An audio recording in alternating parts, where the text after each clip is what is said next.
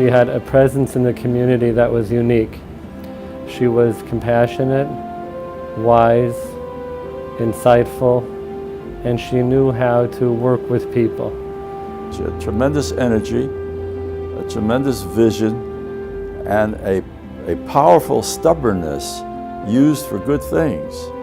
Straight, honest, forthright, afraid of nothing, and ready to do anything if it was needed. She was absolutely dynamic, full of life, and willing to take on any challenge that presented itself. She married Rav Yaakov Weinberg, Aliza Elman Zechron Livracha, and it became evident immediately that she was destined for great things in Baltimore and in America, and really, in truth, internationally as well. Most special was that her whole life was centered around her husband, who was her biggest cheerleader.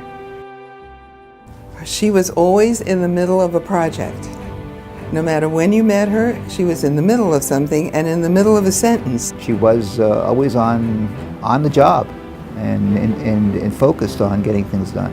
Whenever she had a thought that something was lacking, she stepped in and started something and made it go. The scope of her work was really wide-ranging in everything that she did. Not only was she a Rebbitzin and so involved with so many different things in the community, she was also an incredibly classy woman.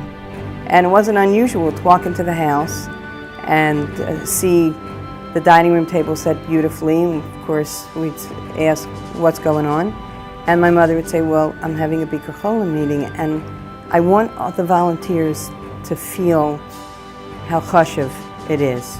I think she could have had a meeting every day of night of the week on something that she felt was going to be important if it wasn't yet important. My mother was the master of meetings. When you had a meeting with my mother, you knew that something would be getting done. Everything would be beautiful, beautiful tablecloth, beautiful snacks. She invariably did a little bit of a raffle. So if somebody left with a prize, added a little pizzazz to the meeting, but there was always a purpose. There was never a meeting for the sake of a meeting.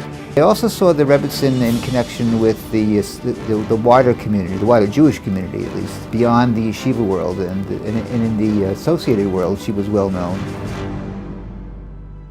And this Bikur Cholim program that she founded is a tremendous achievement in the city of Baltimore, and it's being copied all over the world. The whole family knew how much Bikur Cholim meant to my mother, Aliza Elman. With all of her involvements, we all understood that Bikur Cholim was number one.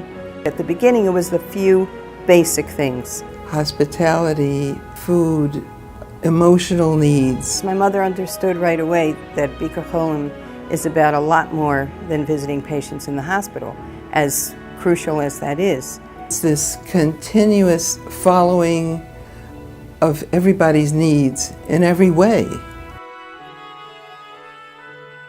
She really showed me how to be a balabuster as well as someone who worked in the community.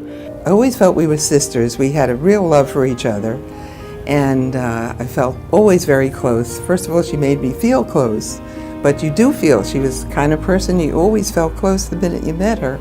I was a Talmud of Rav Weinberg Zatzal, and Rebbitzin always made me feel at home in the house and friendly with the family. She was my mentor. There's no other way to put it, and then it became really, I would say, I felt like a friend of hers. But guess what else I found out?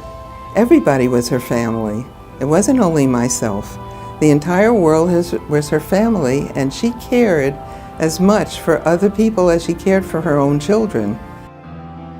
She was generous in her time to people. Her phone never stopped ringing. People are always calling her from all over the place, from all walks of life, and about all kinds of problems.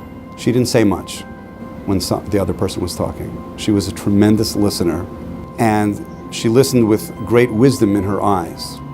The address for women to go if they were suffering was Rebbetzin Weinberg. She provided counseling, support, shelter, anything that they needed. She was very smart.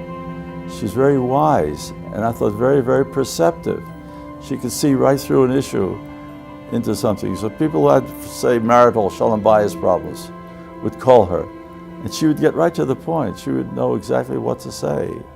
Everybody's concerns concerned her. And she was well known for her tenacity. It was hard to say no to her. I think it was impossible to say no to her. When she called me and said, Sandy, could you do so-and-so? Yes, Rebbitzin. If my mother called you up and said, I want you at a meeting, you were going to come to that meeting. It was very difficult to say no to her. She would call and she said, Larry, I knew I was in trouble. I knew I was in trouble because we have to get this done, and we have to get that done. She told me there are not enough men volunteers. And then she had a very lengthy pause after that.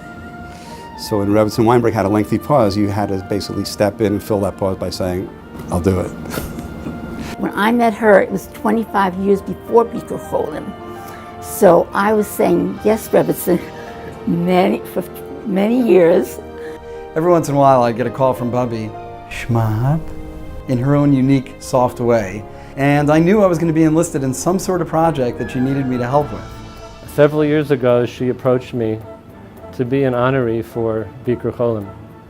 And I tried the best I could to get out of the way, to dance around the request. I tried all of my possible techniques to get out of this, but I could see that I was not being matzliach.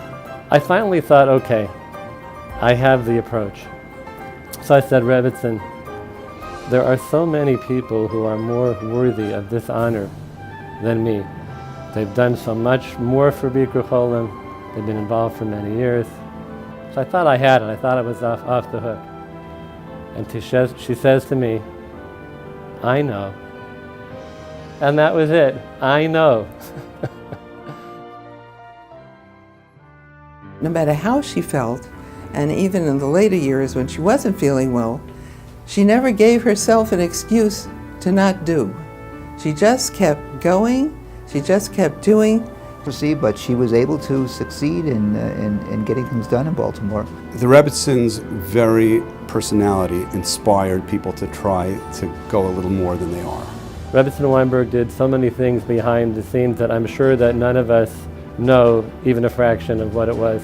But there's no question that you can't fill her place. I think it'll take a minion of women to do what this one woman was able to accomplish.